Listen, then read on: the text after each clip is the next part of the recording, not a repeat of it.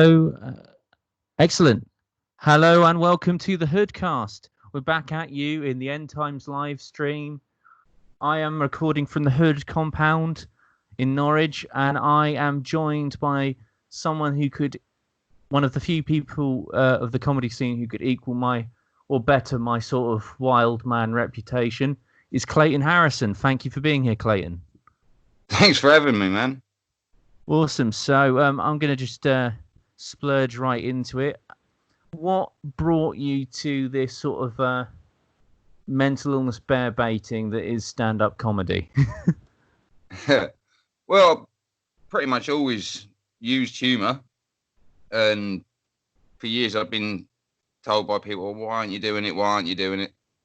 And it was literally I just fell into it when I came to Norwich. I did a couple of gigs about 8 or 9 years ago now. But at the time, I had to go to London to do them, and it was costing me a fortune. So I just fell out of it for a few years, and then last year came to Norwich, found the Norwich scene on the doorstep, and fell straight in. It's nice, isn't it? Because Norwich has kind of a very, very friendly infrastructure of very few promoters, but like a lot of gig infrastructure for you. So I think it's quite an easy place to fall into rather than, spending upwards of 40-50 quid to do a 5-minute at some kind of cocktail bar with 3 to 6 people in London on the train, Yeah, we've all been there. Yeah, the kind of fundamental sort of demoralization. I don't know about you, but I've noticed a lot of stand-up comics who've been doing the open mic scene a bit too long, and like the bears in captivity, they're shaking a bit, pulling out their own fur, kind of. Something's gone behind the eyes, isn't it? I always tend to have so many adventures going out to a gig that it's impossible to have a tedious night. Do you think that you make the drama, or does the drama just sort of flock to you? I think it's equal parts. I think I'm 50% drama bacon and 50% mischievous curiosity. What will happen? That's a fair mix, because I remember one instance which me, you, and a friend of ours, for legal reasons, we'll say we were back around Suffolk to just go for a ramble, if you know. I remember the ramble, yes. Yeah, I remember the ramble. And eventually we got tired of the ramble, and we went to the local pub, and me and Aidan were greeted. Aidan was greeted fine until he mentioned that he was a vegan, but the landlord looked at you like you were casing out the joint. I've never seen someone's face drop so quickly. I must admit that I've got a little game I like to play. I call it Pied Piper. And when I go to a town that I've never been to before, I'll go into one of the biggest superstores, and I'll just literally walk around and take my time in the aisles and see how many of them I can pick up. It's a bit like the ghosts following Pac-Man, but the fun comes in is where not only are they trying not to look like they're following me, they've also got to try and look like they don't recognise each other when they bump into each other. And my record to date is I've had 5 of them following me in a little tail right up to the checkout where I've paid for my pack of bubblegum, winked, smiled, and walked out. And that was a job well done as far as I was concerned. That's pretty impressive. Because I've never beaten 5 yet. That's excellent. Just having people very unsubtle about it as well. And the thing is, what they don't realise is the flip side of that is every genuine shoplifter in the place is turning them out while they're following me. You're traipsing to the store to pay lawfully for your bubble gum, and someone's got 3 toasters under their parka. Well, just turning it back a little, you often use your experiences in your stand-up to kind of if most people spun the yarns that you did in comedy on stage, it would be fanciful at best. But everything you say, I just you have that gift of just, yeah, I know that's true, which just adds to the comedy of the situation. Cheers, mate. But what would you describe as been the best and worst reactions to your material? If you could just take us through those two different scenarios. I think the best reaction to my material so far is it's one that ended up being one of my most controversial bits of material. It was. Do you remember my Australia bit? Yes, I do. But for the viewers, do you mind taking them through the basics of it? Basically, what it was, this is well before the Australian bushfires. It always been a bit of a curiosity to me why Australia was so popular, because literally, like, there's a lot of places around the world where the wildlife's trying to kill you, but they generally only have a few animals that are on that list. The rest of them are largely neutral in terms of threat. Australia, everything is not only wanting to kill you, it's fully capable of carrying the threat out, like everywhere. And I ran down this bit where I sort of wrote 2 sheets out and I'd post-its over the answers, and I was like, right, I was explaining all the things that can kill you and where you can find them, and the fact that some of them, it proves that this isn't just natural selection. Australia is deliberately taking the piss with its wildlife. There's sharks in the rivers, there's crocodiles on the beach. What's that about? They've got a snail that can kill you. The duck-billed platypus, the cutest. Look, it deliberately evolved to look like a freaking Pokemon, and the male's got a venomous spur on its back leg. Basically, it ended with me saying, "Screw Australia, sod that." Unfortunately, by the time I got the video published, it came out just around about the time when someone set fire to all of Australia and their wildlife was in mortal peril. And I've just released a 5-minute video that's basically going, screw Australia and all its wildlife. Excellent timing. At the time I did the gig, I killed with it. And the worst reaction to my material has got to be that time I got heckled off stage in Hunstanton by a woman who just shrieked at me, "Go away, get off. All you're banging on about is paedophiles and poo." And I'd mentioned neither. Talk about Freudian, isn't it? But Freudian, you at least have to have vocalized it or something like that. Yeah, I had alluded to poo in my food poisoning story, but try describing food poisoning without mentioning poo once. No, I think it's one of like the greatest hits. It's like if you went to an AC/DC concert back in the day, you'd be pretty furious if they didn't play Back in Black, wouldn't you? Exactly, and I didn't even say poo. No. My exact words were, my arsehole turned itself into a biological jetpack. Which at least is creative. It certainly paints a picture, doesn't it? Yeah. Man, but she just wasn't having it. She wasn't having it. She was not having it. Yeah. From my understanding of that gig, you're saying this woman kind of appointed herself as the queen bee of the pub. It was very much her pub. Very much so. And the thing was, I kind of had to just eat it because it was a friend of mine. It was the first time comedy had been done in that pub.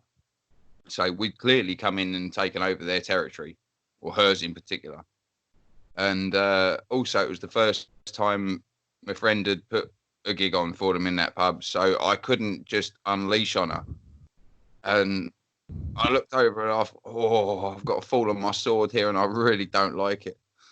But yeah, it was all I could do. I just had to come off. I was like, right, okay, then let's let someone else have a crack. Sometimes you just know when to tap out, don't you? Yeah, Other times you there's maybe nothing to be gained there. Nothing to be gained at all. Yeah, that's an interesting take because I think we might have a similar philosophy on this. But when is the situation in your mind when a gig is truly lost, and when is there one that you could potentially win back, or you can just be at least like, fuck this, I'm going out on my sword, I'm going out in a blaze of glory, I'm gonna I'm going to turn it on a bit and just make them hate me. At least have some dignity with it. If it basically a lot of factors came into it there. Like I say, if it hadn't have been the first time of my friend putting the gig on, and I wasn't very much aware that what I said and did would reflect on them, I think I might have done, because she had basically half the pub with her and half the pub sort of looking at her like, well, shut up. You know what I mean? But yeah, if it had been a more established gig, I would have teed off. Yeah, but then there's other factors like gigs like that. If you want to be invited back, you maybe want to break into a paid slot there and have a lucrative relationship with certain promoters, or you just don't want to piss off a friend, or you want to get out of the gig get out of those gigs unscathed. There are various different things that you want to go in. Like, fortunately, I think locally, and I don't know whether you'll agree, is that most of the gigs, the audiences generally wish you well. You can get the odd one or two, but it's a pretty well house trained scene, thanks to people like Martin and Khan and Nelson, isn't it? Yeah, definitely. It's something that I felt welcome from the first time I did a gig. Because the first time I gigged in Norwich was it was the first Beat the Bears for Martin and Khan, and it was just so welcoming. And literally every gig I've done since has been a friendly atmosphere. If you did well, you did well. But if you didn't do as well as you felt you should have, it wasn't because the crowd wasn't with you. Do you see what I mean? Yeah. It's because maybe you just were off that night, you tried some new stuff, didn't work, or there's lots of factors, aren't there? And the great thing about it, from the perspective of someone that's sort of only just getting their first year under their belt, is it makes it a lot easier to track your progress. You see what I mean? Yeah. You come out and it's not a case of, I didn't do so well tonight. It's a case of, I didn't do so well tonight and I know why. Yeah. You actually get something constructive out of it. I always film and watch back afterwards, and it just makes it so easy to see, what did I do different this time? What did I forget? What did I throw in that I didn't do last time? And it makes it a lot easier to get a consistent set together. Yeah, it's good, and I find that it's a lot easier place to sort of develop ideas and then iron out all the kinks. Because personally, I find it takes usually 2 to 4 run throughs to properly iron out a bit and have it, road ready, have it, something that you can do in a solid set sort of thing. Do you have kind of a process of when new material's ready, or? Well, this is another great thing about the Norwich scene, is it's very forgiving. And well, you know me, I've got a habit of throwing some new stuff out every time I step up. I'll put it on a backbone of some old stuff that I know is going to guarantee some laughs, but I'll throw some new stuff out every time. And it's because I write so much. I'll confess I haven't done since the lockdown, but I write so much. I've got so much new stuff to do that if I don't do it that way, it will never see the light of day. Yeah. So you have to at least try it out, because there's not many new material nights per se. I mean, there's the weekly one on at Brewdog, which really I think is designed for, going back and doing your newest shit. But there's a lot of gigs where they're already expecting tried and tested stuff. And, your material has to become tried and tested somehow. Well, that's it. It's got to have the acid test, doesn't it? Yeah. When's the last time you've had like some new material where it's you because I've had it in my head. But when's the last time you've had material you thought was amazing and it just absolutely blew chunks, and you realised that it just doesn't work? Um, that would have been the bit that I did where I was drawing parallels between the the structure of Italian organised crime and the Bible. And basically, like the bit I haven't entirely put it to bed. There's a nugget in there, but basically, it ran along the lines of the Bible is basically the plot line of every gangster movie you've ever seen. There's an established, organised Italian presence running the show. A young fella turns up, starts rocking the boat. They don't like it, so he gets offed in a way that sends a clear message. All I'm saying is that all the elements of the mafia are there in the Bible. And back in the day, two Sicilian shepherds sitting chatting. Do you read? Nah. Yeah, I read. What do you read? Well, I've only got one book in the house. I read the Bible, same as you. And one notices that a very small amount of organised Italians can achieve great things. And also, the Bible teaches us that that they learned how to duck a charge when they needed to, because the Romans are the ones who killed Jesus, but the Jews are the ones who got the blame. So it teaches you organise, dominate, frame, which is pretty much the MO of every mafia family in existence, isn't it? Yeah. So I'm not saying that God started the mafia. I'm just saying they didn't get the idea from nowhere. Yeah, he's definitely laid the framework. Yeah, basically, the Romans. It's the Romans. But if they hadn't been messing around, like, yeah, you've off the gaffer's son, you want to get out of the blame, they threw the Jews under the bus. So, yeah, the lessons that you learn from the Bible are probably great inspiration for someone who's looking to start something similar to the Roman Empire, but slightly better dressed and on a bit more of a low-key scale. Well, you know what they say, no new idea under the sun. So, you know, Exactly. the infrastructure's got to be started somewhere. It's like how, you know, Tom Cruise's The Mummy is just a rehash of Brendan Fraser's The Mummy, which is just a version of Indiana Jones, which is just a version of the old King Solomon serials and radio shows, which is just a version of all of the Pulp Fiction, which in the late 19th century. And then that's just a version of, you know, probably local tales that have been taught, which have been told around campfires in those regions for generations. Yeah. But I worked really hard on that bit. And when I actually did it, it went down quicker than a rowboat made of prawn crackers, mate. I think sometimes things are maybe just a bit too close to home or a bit too highbrow, because there are many audiences that are just in there for a good night, for a drink. They don't want to think too much. They'd rather you just do jokes about the weather, or, you know, like wanking and shitting and puking or whatever. I think it's around about the point I started doing two of the shiftiest Sicilian accents you've ever heard in your life that I kicked it into the long grass.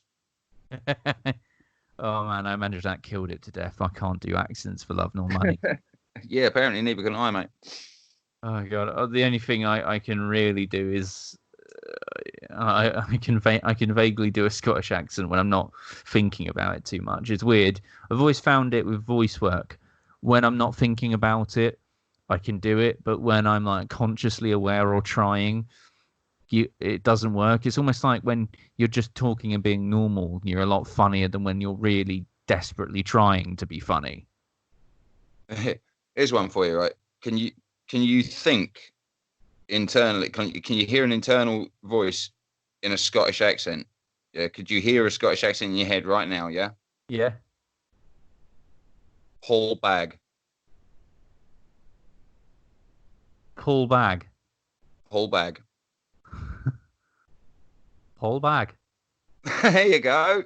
Not the name in Scotland, is it, mate? North of the border, you're not going to enjoy school very much. No. Imagine if you've got a sister, Anne. And bag. Oh, Christ. So, just moving on from Norwich, which we agreed is kind of a nice, stable infrastructure for comedy. I mean, I had the Hood and Annie originally in Bury, but then I sort of forcefully, not entirely unforced relocation from Bury St Edmunds to Norwich. But then you decided to go and start something from scratch and building infrastructure in Lowestoft and Galston with Sniggering Pete's. That's right. And we managed to get through about 3 gigs before the corona decided to rear its ugly head and kill comedy stone dead. Yeah, the day the laughter died. Sorry. If I'd known this was going to happen, I wouldn't have started Sniggering Pete's. I'm telling you, comedy, it was. I didn't know. You didn't know it was an ill omen. Exactly. How was I to know I was the butterfly flapping its wings opening a comedy night? I mean, yeah, I've caused a lot of trouble before, but I even shocked myself this time. Yeah. So, what gave you the motivation to start Sniggering Pete's and also the choices of locales? How did that all come about?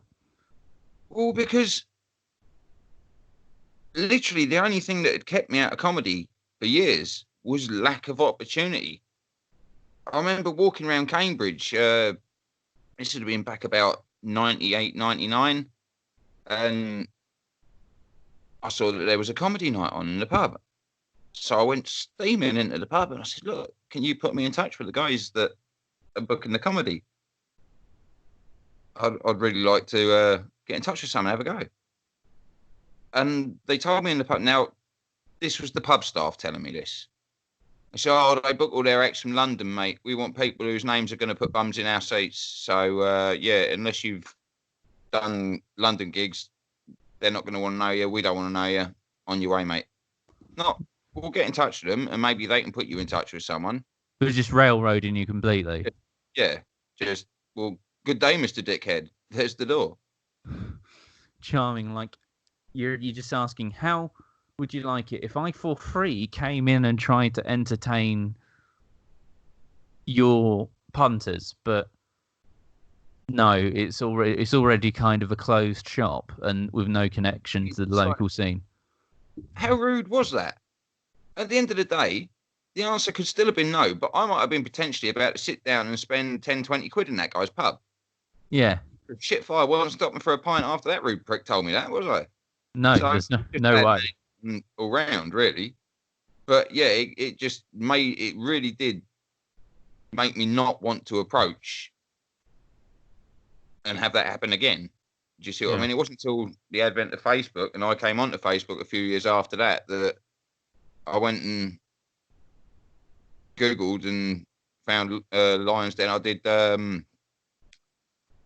Jam Tree in Chelsea, and I did Jamie McGrath's Night, Heavenly Comedy, and then like I say, that was it for years, absolute years, until I came to Norwich a few years ago and started last year.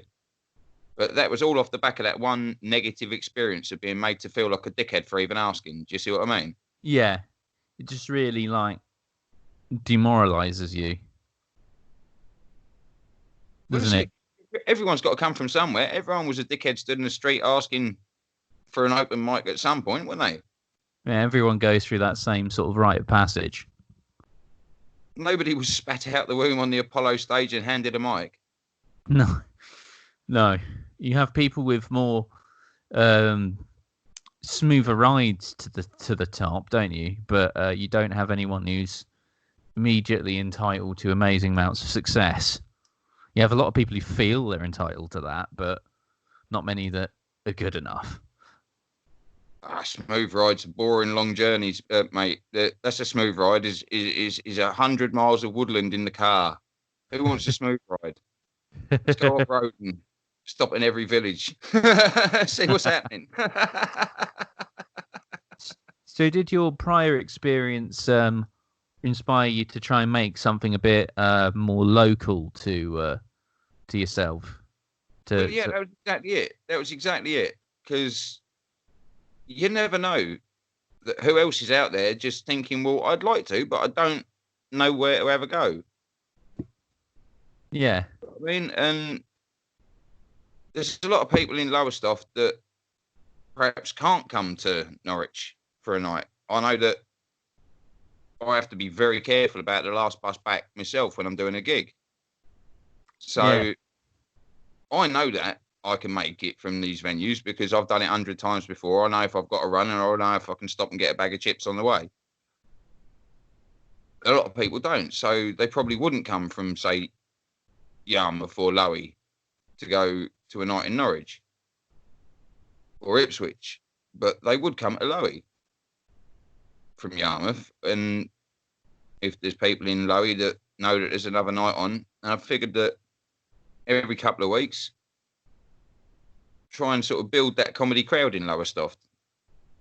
Yeah, add a bit of more infrastructure to the Norfolk map, which can be kind of sparse in terms of loads of it concentrated in Norwich, the city, but then there's not really much else in Norfolk, and then you have to go further afield to Essex, London, Suffolk, Cambridgeshire, Hertfordshire anyway. Well, this is it. And we know that comedy works out this way because look at all the comedy that the big shows that come out our way. We had Jack D in Lowestoft just before this all went down. Yeah. We've had the shows up in Yarmouth. So comedy does work. There is a market for comedy here. We've got Comedy Hotspot that throws the Lowestoft show, and those shows are always banging, and they're always pretty much sold out. So there is an appetite for it here. There was just nothing at grassroots level. Do you see what I mean? There was a gap in the market with nothing ready or waiting to fill that hole. So you took advantage of that. That's it. And also, I wanted the experience of running my own night and filling the gap in my resume because I'd never MC'd. And I knew it was a weak area of mine, so I figured jump in, sink or swim, get good or die trying, innit?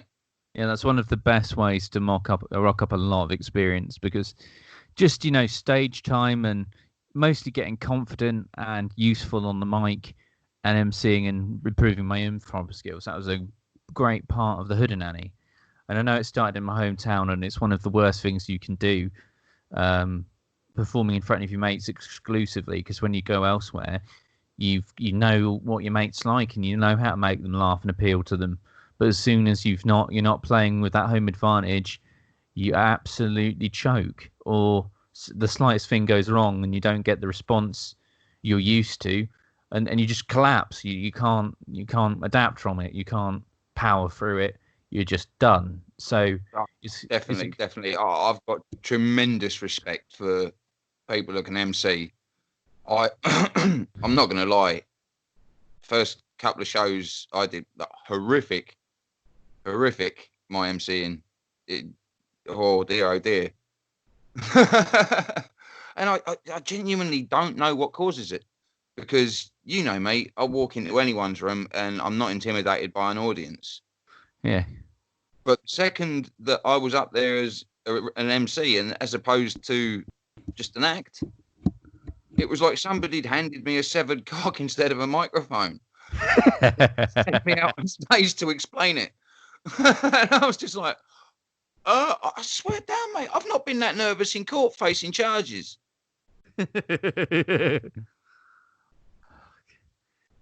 But I suppose when it's your own night, that's not your own night in your own backyard with your name on it, your reputation on the line, you're hosting it. You're emotionally involved with that night. You're invested in its success. There's a lot more pressure on you, isn't there? Oh, definitely. And I must admit, I was pretty pissed off with myself when I came off stage the first gig. I knew that the gig had gone well, that my acts had been great. It was just that there was this animated corpse that kept coming out in between them. It was like fucking Weekend at Bernie's, mate, I swear.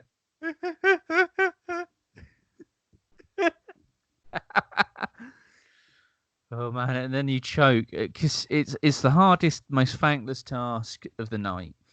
Because if you do badly, people have to basically do your job in your set and spend a lot of time doing crowd work and don't actually get to work material, and you just kill the energy every time you're on. But if you do too well, you go on too long, you end up stealing the buzz from other performers and pissing them off and making the whole night about you rather than their art.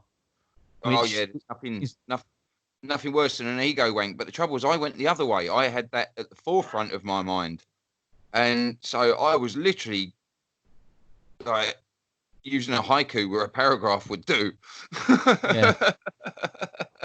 Yeah. This next act, he good. See ya. Gone. And you've not done anything, you know. Like I do kind of like, you know, in 1984, The Minute of Hate. I kind of have these breaks in the first or second half where my audience just says the most nastiest, personal, hurtful things that they can at me. And you just sort of get out of the system. And, you know, now that they've been indulged in that way, they tend to leave the actual acts alone. And it doesn't bother me because, you know, I yell worse at myself in a mirror, you know? Yeah, you know.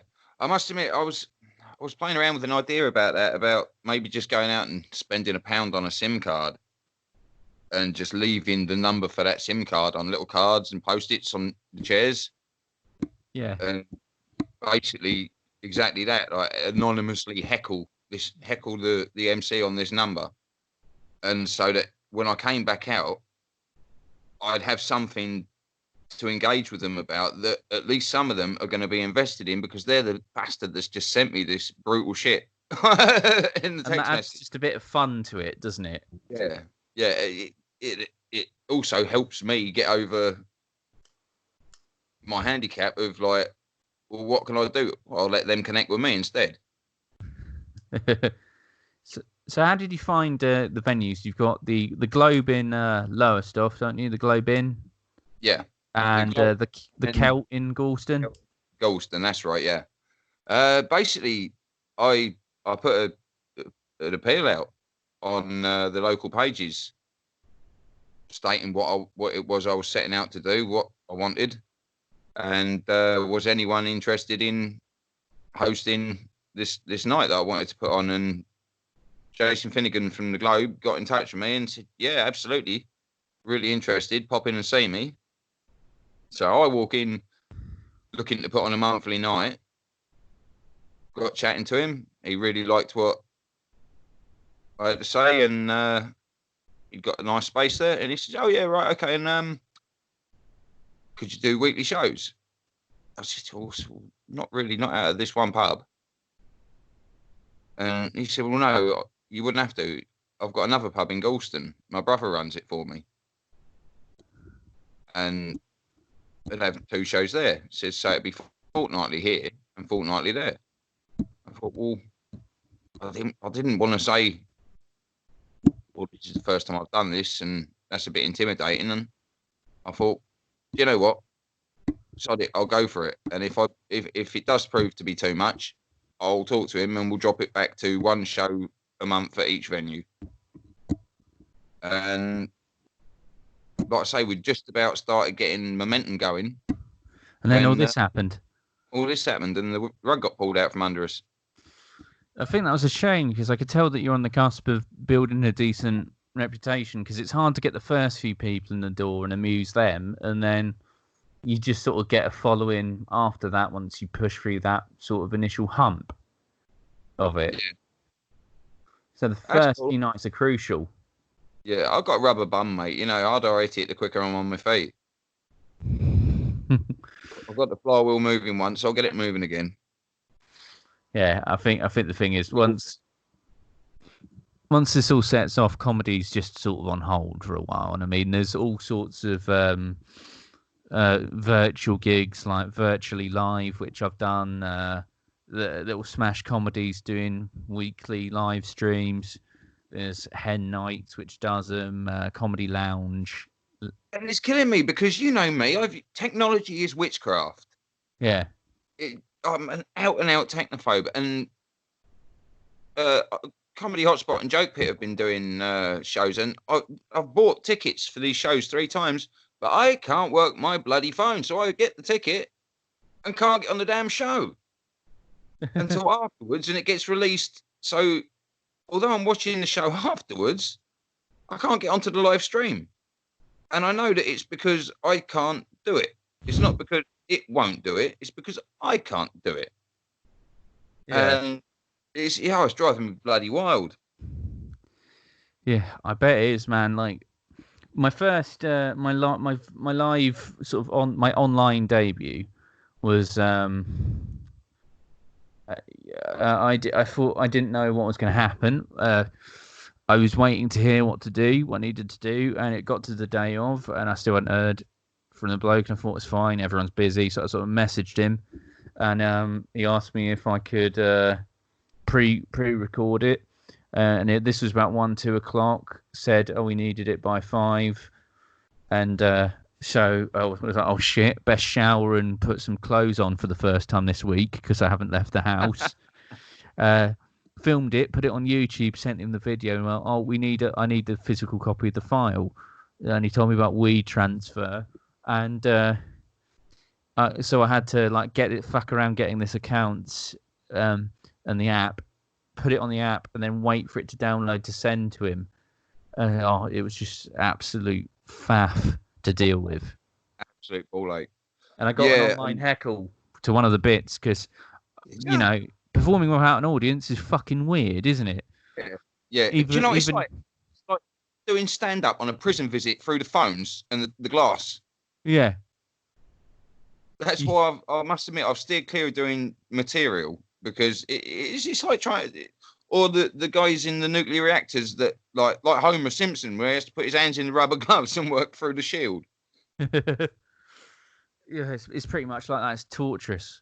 And the online heckle, because I'd given it the best I could, I thought, with the experience and with the energy of it. And he wanted to put to some newer stuff I was trying, some situational stuff about what's going on. He was like, "Is this supposed to be funny?" And the bloke removed the comment, but I saw it. So I just put on the live stream, like, I will fucking cough on you. And then I just couldn't take it. If it was live and in person, I could react with it and crush it or something. But because it was anonymous and online, something just snapped. You know what I mean? And then there's the danger of like if you show that they can get to you like that on a live stream, you're going to attract more of it. Yeah. There's that protection from them as a heckler. Like live, they'd have to do that and be a prick in front of the crowd, and they'd risk losing the crowd themselves. Online, they're safe there, tucked up in their in their back bedroom with their Kleenex and their lotion. And there's a certain kind of person that just they won't even tune in for the comedy just for the ability to try and mess with someone while they're trying to do something nice. Do you know what I mean? Yeah. And they get singled out and just annihilated at a live comedy night. Oh, 100%, mate. 100%. I'll tell you what I am doing at the minute. I have had to learn how to use technology a little bit. My mate, he's got his online comic, Strange Hill. Yeah. And he's decided that he's going to do voiceovers for the panels. And he's given me one of the characters to voice over. Oh, nice. Yeah. So I'm looking forward to that and enjoying that. At the minute, I'm just sort of going through the comics and writing down my lines because I've got to do 3 takes for each line so he can pick the one that he likes the best. But yeah, I'm very much looking forward to seeing how that comes out. Which is, you can check that out on Facebook. Oh, wonderful! If you send me the link after this, and I'll include it in the description of the video. No worries, I will do, mate. Excellent. And So we've kind of got all this stuff on pause, and that'd be the Globe in Lowestoft and the Celt in Galston. That's And right. you'll also, when this all blows over, you will be the opener for our third. Well, it would have been annual if it was in May, but that's not happening now. But whenever it is rescheduled for, you'll be the opener for Autistic Mayhem 3. I certainly will. Yeah, the Hood and Annie. That's our annual charity fundraiser for the Green Lights Foundation. They do a lot of good work. I know I mentioned this in a lot of live streams, but they help. Their services are available to recovering addicts. They help rehome victims of domestic abuse. They work with a lot of disabled, both autistic, physically and mentally disabled clients. They do a lot around conservation and your rights, land rights for citizens, all sorts. Honestly, it's really hard to fully encapsulate all that charity does. So it's a really good cause. So far, we've raised around £300 with these shows for it, and we're hoping to raise a lot more next time around. So that was a selfish plug there. No, not at all. Sorry, I was just clearing my throat. Yeah, Weed, not Corona. Yeah, I'd be very upset if this was one of our last performances before we were denied a ventilator. Yeah. We're alluding to it, but we will get through that one big chunk nearer the end. So with it, but kind of around the Hood and Annie, a lot of things like what I like to do with Hood and Annie is give priority booking to people who supported the night before, like yourself. You've because I'm one of the few comedy promoters performers and promoters who genuinely offers progression, and then moving people from opening spot to opener and then headliner if you nail that. You know how it works. But what I like to do is support a lot of people who have other disabilities, hidden or visible, mental health conditions, and Clayton, if you mind familiarising ourselves with your particular vintage of crazy. Yeah. My particular flavour is borderline personality disorder with a touch of combined ADHD, which is an excellent vintage. Yeah. The BPD, it's basically, it sucks a massive bag of teeny tiny dicks, and the ADHD is like you're haunting yourself. You're your own poltergeist. Essentially, what that is you go ahead of yourself through the flat, hiding the shit you are just shortly about to need from yourself. And it happens so often that you'll make up a ghost just for someone else to blame. Mine is the Fruitini Goblin. Whenever I can't find shit in my flat, the fucking Fruitini Goblin's at it.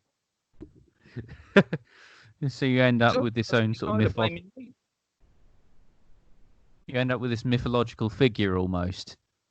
Absolutely, yeah. Well, I was just sick and tired of blaming me and walking around the flat calling myself a twat, so I just made a poltergeist up. I might as well. I don't blame you. So, borderline personality disorder, the symptoms of it kind of include if you run a few what sort of symptoms? It's an inability to regulate the amount of any emotion that you feel. With bipolar tends to be more cyclical. You'll have a low phase, and then you'll have a high phase, a manic phase, and then a low phase and a high phase. And it's somewhat predictable in its, like, everyone's different, but once you're familiar with your low and high phases, you can somewhat predict when they're going to be. BPD, you can turn on a sixpence. You can go through every mood you've ever had in your life in an afternoon, and all of them come rushing in. If you think it's like the Spinal Tap amp, you go 0 and the next number's 11. You either feel nothing at all or so much. It's like a tap. You know, like when the tap's dripping at night as you're heading. Well, my tap it's either full on and spraying out the sink, or it's done up tight and there's not a drop coming out. And I imagine that can be quite fucking draining. Like you can't manage it. Definitely. We do something called splitting as well, which is good fun. And what it is it's black and white thinking, but on steroids. You will put someone up, you'll meet someone, and they will be the best person ever. You've never met someone this good. You can't believe people this good are in the world. And that's not them doing anything, that's you doing it. And you put them up on a pedestal so high that no one could possibly live up to it. And then when they inevitably fail to live up to your expectations, they're the devil. You've never met anyone that bad. You'll get into rails because there are no grey areas in situations like where there are. But the way you see things, it's either one or the other. There's nothing in between. And you get into rails that way. And then, of course, you can't. When you first sort of getting used to it, you blow up and you get this reputation for being unpredictable. Sexual promiscuity as well. A lot of us are massive slags. Because it's the acceptance. That's another thing. I struggle to read people's facial expressions. This is a lot of the reason why I came into comedy, because my anxiety is set at ease when I know how I'm being received. Yeah.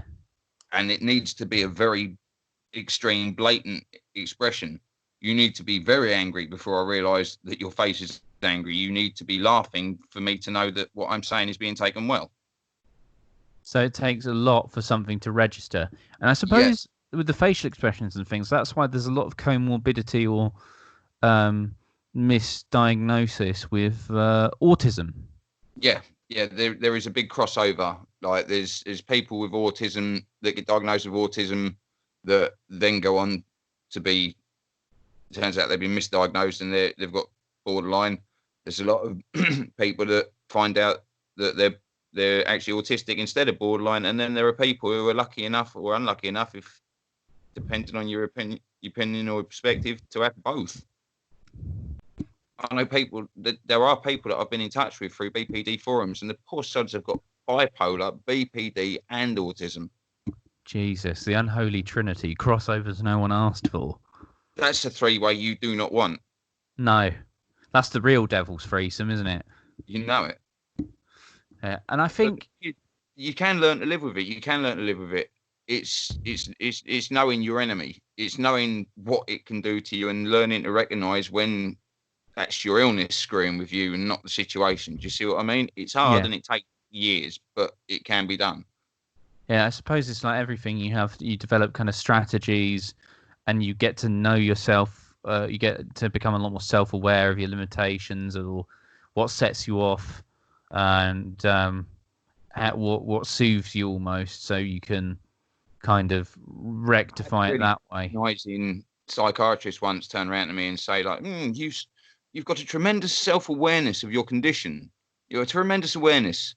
I said, mate, being aware my leg's on fire does fuck all to put it out, if you'll forgive my saying so. I didn't come here today to do your job. No. Yeah. It's just like if a paramedic came to you and when your legs just snapped and a bit of bones broken out, and you just hear them just go, looks like his leg's broken. And she's like, I'm aware it's fucking broken. No, fix it. That's it. You reel off the actual like specific medical terms for the break. Oh, well, we'll leave you to it. You've obviously got this in hand. Now it's not time for you to wank off your vocabulary in front of everyone. Now's your time to get to some fucking work.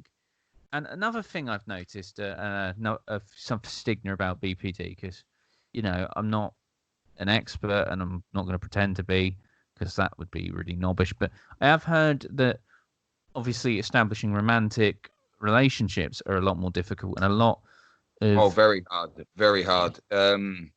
You can be tremendously cruel to people if your BPD's out of hand. And my early part of my life, it's like, well, you know me, I'm single, I'm staying single.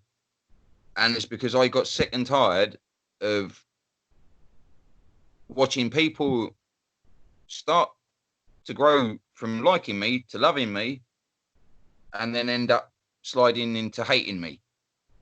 And the thing was, whilst the things I was doing were my fault, they were down to me, I earned it.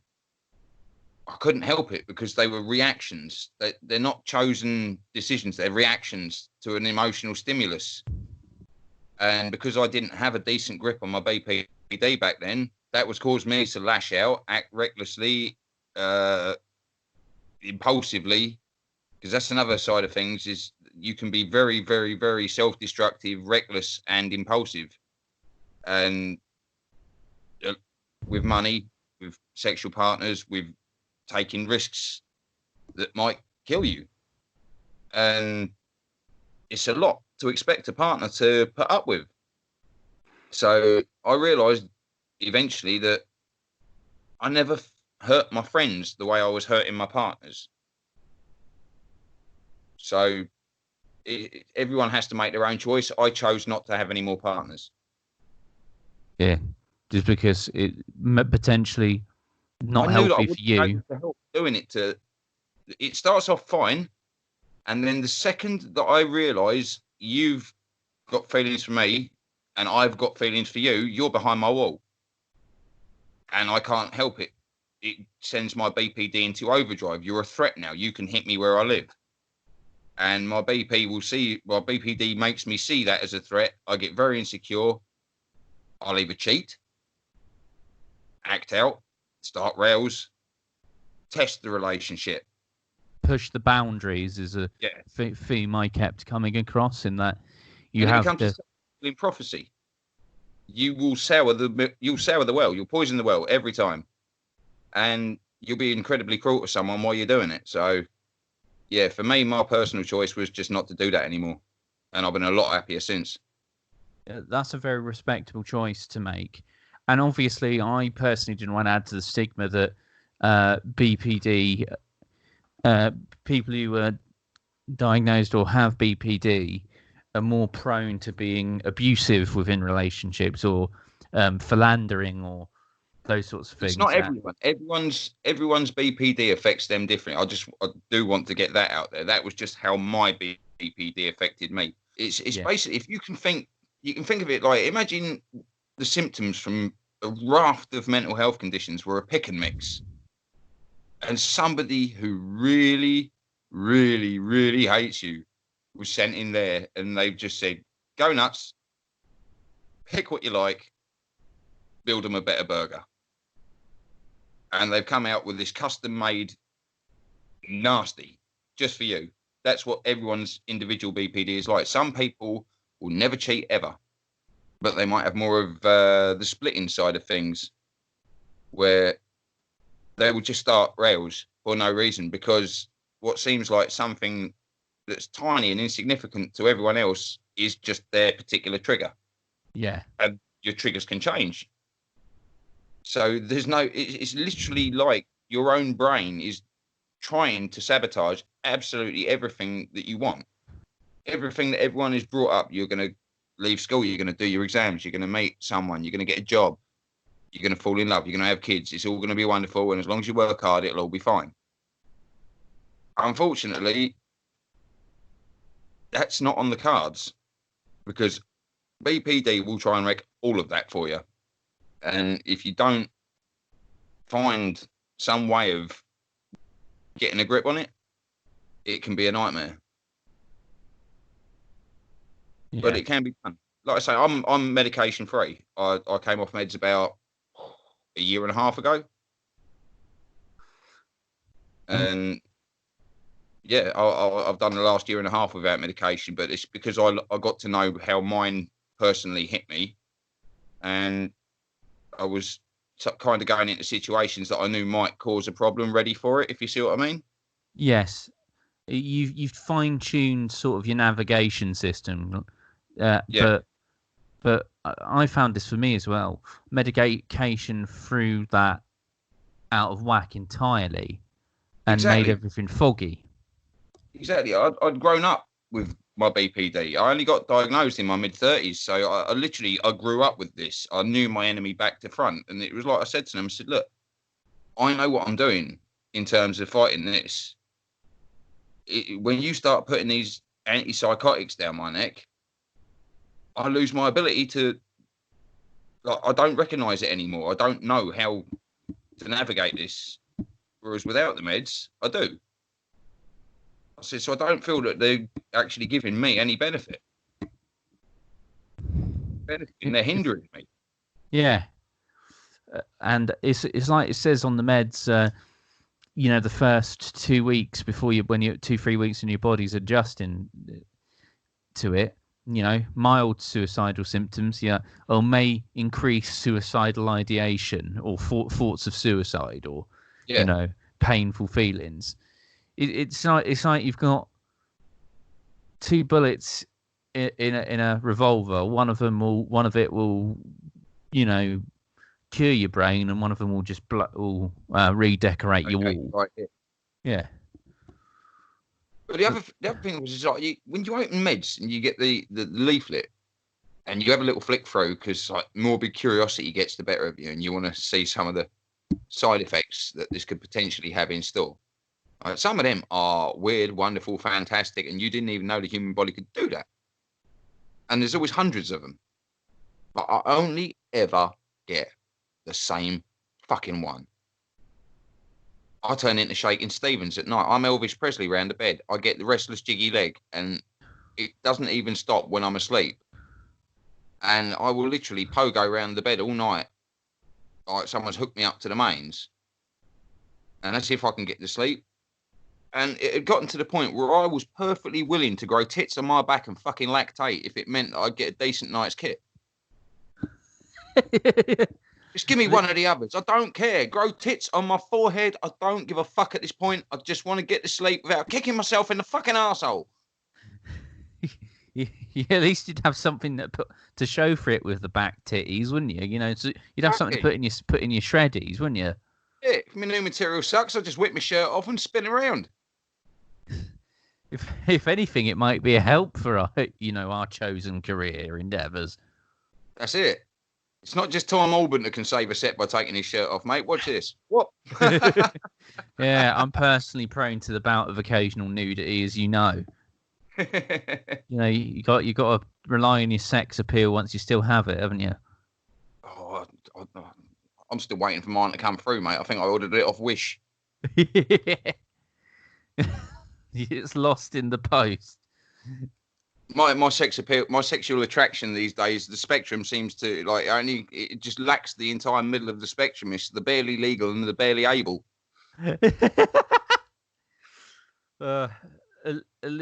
Yeah, and both of those will end up in a legal quagmire that you don't want any part of. Absolutely. Yeah, I remember when I was still doing comedy, and I had to explicitly say, when I was doing my comedy when I was younger, when I wasn't very good, but a few people liked my YouTube videos or had seen me, and like these jailbait girls would try and flirt me or send me nude pictures, and I'd have to delete them straight away. And I had to put a call out. Don't send that shit to my hard drive. yeah, just like I just had to point out, if you are below the age of 18, please don't send me fucking nudes. You know, if you are a supporter of me, that is not one way I wish to be shown support. No. Yeah, even if, because like a few of my mates were like, "Oh, that's worth doing time over." It's like, well, there's time for movie piracy, and then there's time for doing that. Yeah. The kind you get for doing that, mate. Yeah, there's very different kinds of. You want to visit? Yeah, there's time, and then there's hard time, isn't there? Yeah. And a lot of them were just like, "Oh, just wait until they're of age." And it's like, well, I'm not Drake or Ike Turner or whatever. I'm not one to pre-order pussy. Birds doing their A-levels with a calendar in your hand. With a wristwatch. Is it September yet? Yeah, fuck no. Now, another thing I've kind of noticed within to make it the case for mental health in general, in that there's many campaigns about awareness, even though we're all pretty fucking aware of it, but also campaigns about ending the stigma. But I think that stigma thing has kind of been selectively applied. If you understand my meaning in terms of, all right, if you've got anxiety, yeah, that's fine. That's kind of cute. That's even sort of fetishized. You know, you're a bit quirky, you're a bit shy, or it's sweet, or depressed. You know, or this brooding, torn soul, or even stuff like bipolar. Maybe, oh, it's a bit of exciting, a bit of dangerous. Like people like being around you when you're manic, but they don't like being around you when you're low, or vice That's it. versa. Everyone's cool with mental illness till you start acting like you're mentally ill. Yeah. But I find then you get to sort of the top tier stuff of BPD, NPD, psychopathy, schizophrenia, and then even the supposed biggest allies and, people who just want to make people aware, avoid you like the fucking plague. I must admit that NPD, that's one that I really would never want to have at all. And not for the reason that you think. The thing I hate most about my BPD was that back before I had a handle on it, I hurt a lot of people. Yeah. NPD, the narcissists, imagine I'm able to do what I do with my BPD because I'm aware that my illness will warp the way I see certain situations. It will amplify things so that they're nowhere near as serious as I'm seeing them. And that's what allows me a lot of my ability to wind my neck in and remove myself from a situation when it's flaring up. Imagine not knowing because you genuinely believe in yourself and the bullshit you've created to the point where that takes that away from you. Do you see what I mean? How do you reach someone who genuinely doesn't see anything wrong? Yeah, they can't physically see anything wrong because it will result in an ego death. Their entire, cinematic universe. Yeah, they're entire. Bit of a controversial view there. You hear quite a lot about the victims because they cause a lot of destruction. Like in many ways, it can be worse to have a partner with NPD than BPD. But yeah, to not be aware of it, so you're doomed to just wander through life making the same mistakes over and over and over again, and genuinely believing that it's just the world that hates you. That's gotta suck, man. Yeah, you have no kind of opportunity for growth, and exactly, you're on a treadmill. Yeah, I've had partners who are like that. And everyone's met people like that. I mean, I disapprove of people diagnosing people if they don't know how to, but part of you, when you meet those people, don't you? Yeah. But I do pity them. Yeah, I do pity them. Yeah, because the partner can at least get away. They can't get away from themselves, and not to negate the damage they do in any way. But yeah, to be doomed to just go through life hurting people and yet feeling you're the victim. Oh, that's yeah, fuck that shit. It's a horrible fate. You're essentially a locust on the earth, aren't you? Yeah. Because you imagine what that would be like, that thunderclap, if just one day the realization suddenly hit you. At the end of all that carnage, that it is you. A lot of people wouldn't be able to take it, would they? They'd break down. Like a sniper round, wouldn't it? Yeah. Yeah, and I mean, we've all had many kind of microcosms of that, of like, oh, fuck me, I've been an arsehole, or what have I done? That real feeling of that epiphany of remorse and regret. But that was over a single incident. This is over a lifetime of it. Yeah, just that you'd shatter. You'd probably throw yourself off something, or it'd be like the end of the film The Crow, where he just pops his hands on his ears and gives him like the 36 hours of pain in one hit. Yeah. He's just, oh my God. It's not even conceivable, really, is it? But No. I Like I say, that was the reason I considered it, because unfortunately, on the BPD forums, because we are so easily triggered, there seems to be a predilection for labelling anyone that triggers us a narcissist.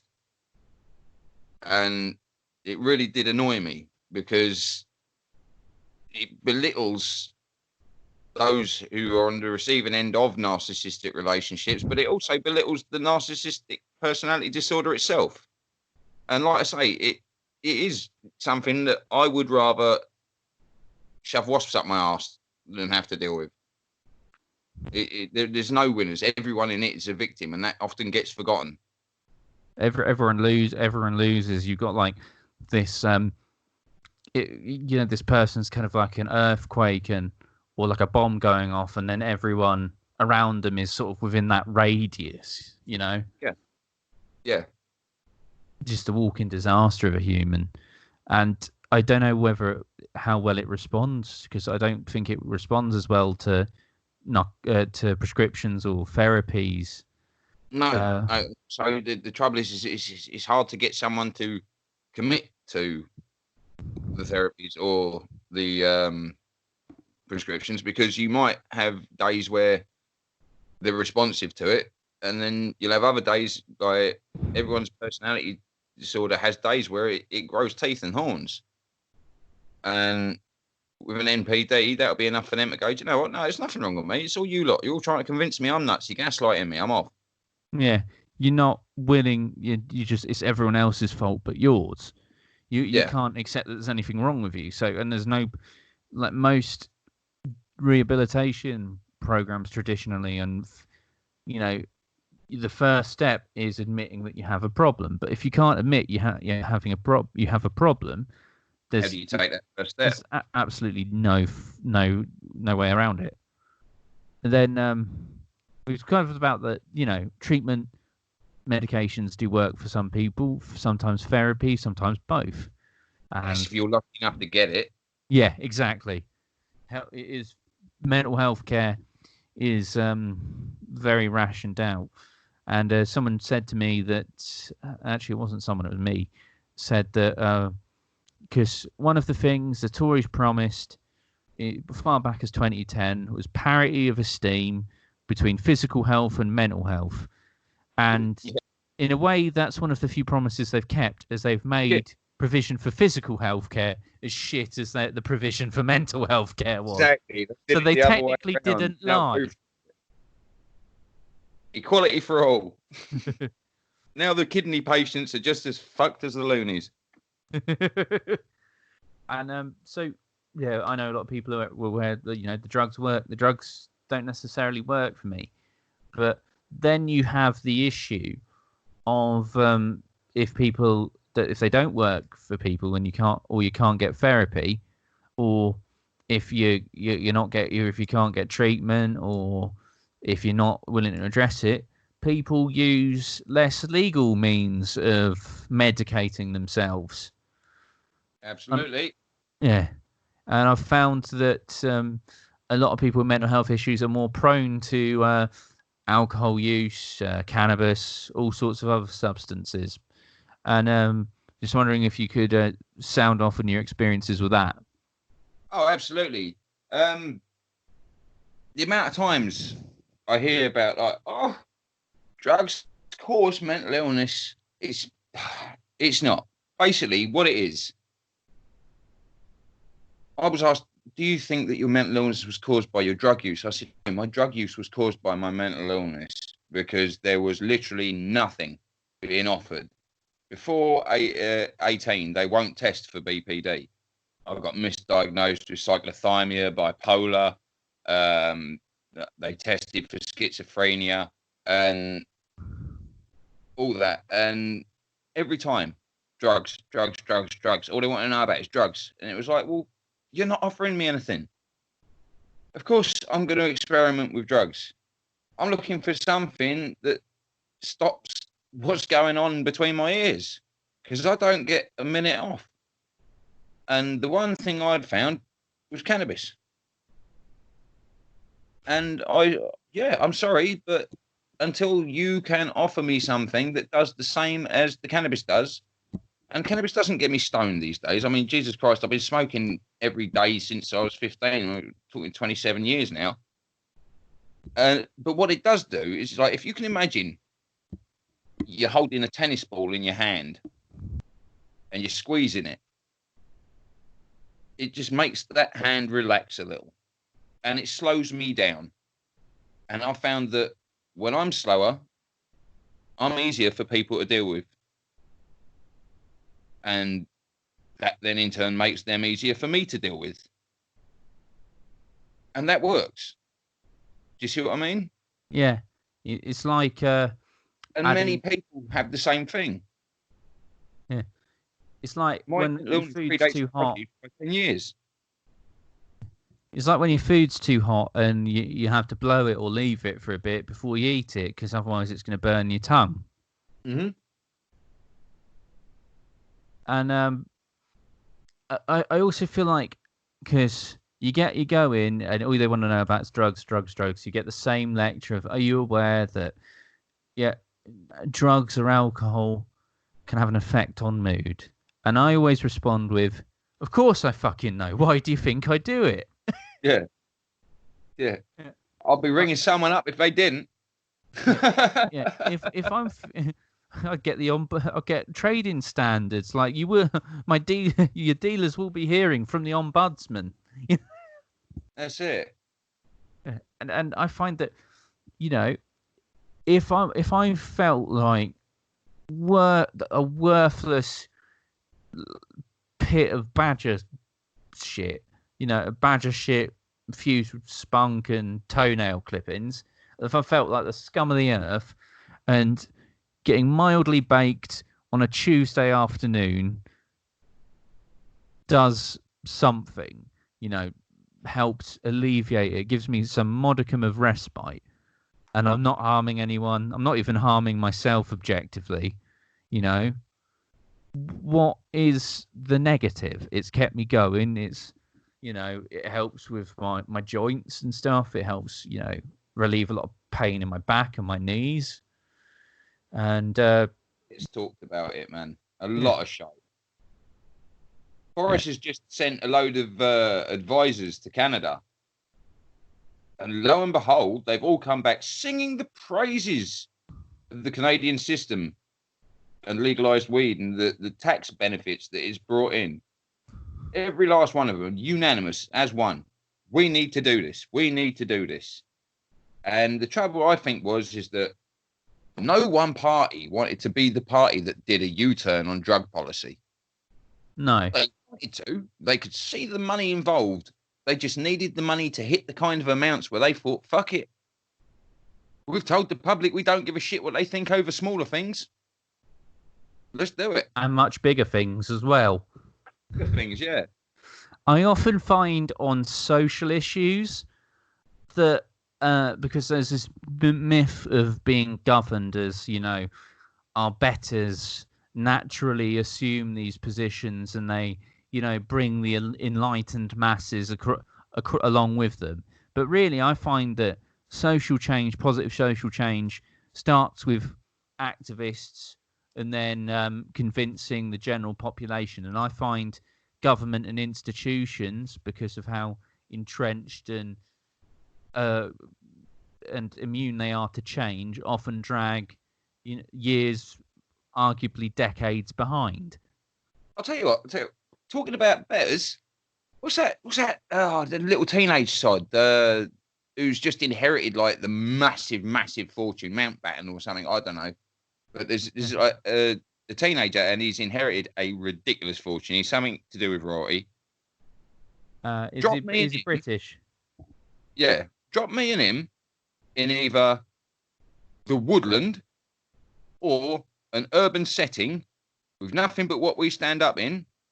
Come back in 48 hours and see who's looking better for it.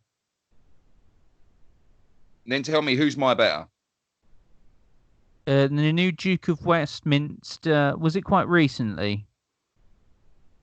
Yeah, the new Duke of Westminster has inherited 9 billion fortune, aged 25, and he's only the third wealthiest landowner in Britain and 68th wealthiest in the world. Yeah. 9 billion.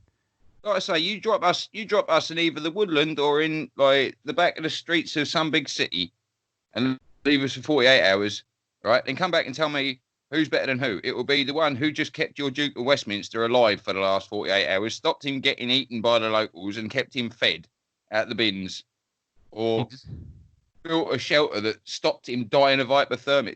Don't talk to me about betters. Riches, wealthiers, by all means. But I generally find that a lot of these, they show the kind of behaviour that you would be hard pushed to stand them next to someone that you could describe them as their better. Exactly. And what I've noticed about them is physically they look, politely you could say, underdeveloped. Have you noticed that? It's the it's the social aspect of it. When you start to get a few generations in, mate, it's very difficult to find someone on a small island that your family hasn't occasionally popped an offspring from. So I imagine, yeah, every now and then you're going to get a gene pool with two shallow ends. Yeah, a gene pool that's more of a puddle, isn't it? Yeah. Yeah, especially since they've got all these antiquated. I've worked for ridiculously rich people with my dad when I was plastering that have been the nicest, sweetest, kindest, most considerate people. So it's not even a case of money twists. You've already got to be kind of twisted before you add the money. Yeah. So something's got, and they've got these antiquated laws on, on courting and who they're eligible, who's a viable dating option for them. That's right. And even still, they get a bit funny when one of them they have to marry one of them off to new money. That's it. The social ruler's never far away, is it? No. And, so they're they saying to me, like, the royal family are the heart of this country. The Queen's the heart of this country. No, she's not. The people are. You take us away, all she is an obscenely rich old lady with a fucking massive garden. I just find the culture of class system, of how entrenched it is. I think the only country where it's more egregious than Britain is probably India. And, yeah, that blew my mind when I first heard about the caste system. How like I could have enough money to buy and sell you in just at a whim. Yeah, and you still not let me in your shop because I'm from this caste and you're from that caste, and it's just like, wow, how you got to, like, I can understand in a pack. Pecking order can be very, very important. If you don't have clearly established alpha roles, then the pack dissolves. But we're not pack animals now. We're supposedly a society. To still feel the need to measure yourself against everyone you see and meet in your daily life. How do I measure up to you? How do I measure up to you? How do you measure up to me? It must be fucking exhausting. And just an exercise in generating your own anxiety. It's crazy. The culture of deference also makes me rather angry, in terms that a lot of people go on their hands and knees to not even lick the boot, but just deep throat it at this point. If I bend the knee, son, you won't like where it's headed.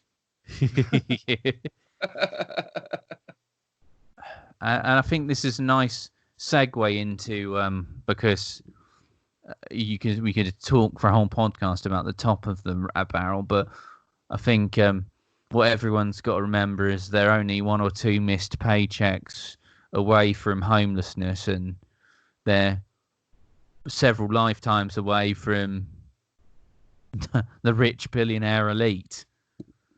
Well, this is it. For years, right, I've been trying to tell people this, and all I keep getting back was, how likely is it that we'd all miss a paycheck? Well, why do people gamble? because unlikely shit occasionally does happen. Yeah. That's why people do accumulator bets. Do you know what I mean? And now, literally, everyone is in that situation where they've missed that paycheck, and look at the panic it's causing. Look at the damage it's doing. Exactly. Just the real danger here is that it will all get glossed over, and the relief that it's finally over, it will all get glossed over in a warm glow of we're on the other side, and I don't want to see that happen. I mean, I think that might be explicitly the case because you're seeing a lot of war and military metaphors being used in the argument or about this. Against these, not the government. Yeah, against the disease. And the thing is, it's such a stupid falsehood. It's not a cohesive metaphor because, you know, the virus isn't a military enemy. It doesn't care. It's acting purely on its biological imperative. It's just doing what you allow it to do it by not taking, you know, the measures. Not a mission. Exactly, because you can negotiate with and come to terms with military aggressors. You can't sue for peace with a fucking microorganism. And trying to get us all divided with each other as well over this whole. That I think that is a very clever thing. I don't think that the rules on social distancing and staying at home and isolating were left vague by accident. Do you see what I mean? I think that they predicted that we would all turn on each other about going out, and that we'd get on the social media. And if we were on social media, they wanted us squabbling. They didn't want us cohering and uniting and deciding organising. This is bullshit and we want answers. No, much better to have us all squabbling over who's been out for a third dog walk in the day. Yeah. What actually constitutes essentials? You're having scenes in Dublin, and the police here want to do it, where they're actually searching people's shopping bags to see what, you know, quarantines and essentials, and say, and the Cambridgeshire police announcing, nice to see no one was down the non-essential aisles, and you're thinking, like, don't make people think that they're going down the non-swing of one of Her Majesty's prison for going down the wrong fucking aisle in a Sainsbury's playground. Yeah, exactly. And the thing is, what might not look like essentials, like, because The Independent, and I failed to read The Room as a comic and fucked up plenty in my time, but I've never decided to try and launch a national campaign to stop fucking drinking during a fucking lockdown, a fucking quarantine. It was Hancock insinuating that the NHS staff are responsible for the shortage of PPE because they're stealing it for their families. Yeah. Well, am I the only one that can spot the fucking glaring flaw in that theory? Yes, my family are at home wearing the PPE I stole from my workplace. That will keep them safe until I get home having infected myself because I've got no PPE in my fucking workplace. Yeah, or the fact that they need to change it very often because, you know, likely they've seen many infected patients, and then you're meant to bin it. You're not meant to give it to your fucking families. It's like when the Pilgrims gave the Pilgrims gave the blankets to the Native Americans covered in fucking smallpox. It'd be equivalent to that. It's absurd. Isn't that actually unintentional cross-contamination?